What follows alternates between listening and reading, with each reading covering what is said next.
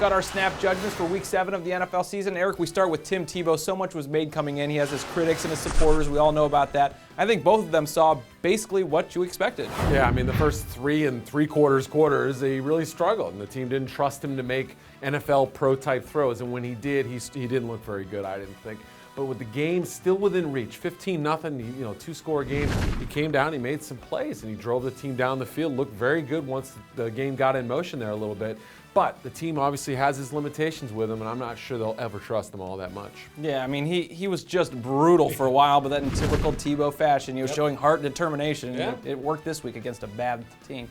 Now, the Lions and Falcons played an important game for both teams. The Lions coming off their first loss of the season, now 2 in a row, and the Falcons looking like they're finally kind of righting the ship. Yeah, talking about the Falcons, I thought it was so important to pound the rock and really get after this Lions defense. And Matt Ryan, the heart he showed, I thought was really important.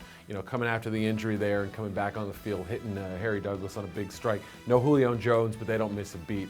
But this is the second game in a row now this Lions defense has taken a beating. That San Francisco game and then this one. And the offense, without the run game, Pettigrew taken out of the field there with the defensive performance. And I just think they're going to be a limited offensive team without Javid Best on the field. And some scrapping going on, too, between these two teams. A rough game. We'll have to see what the deal is with Matthew Stafford, too. I think everyone's waiting to, if he gets hurt, again, like he has in the past, if this is the week that happened. The Jets and Chargers, a big AFC matchup.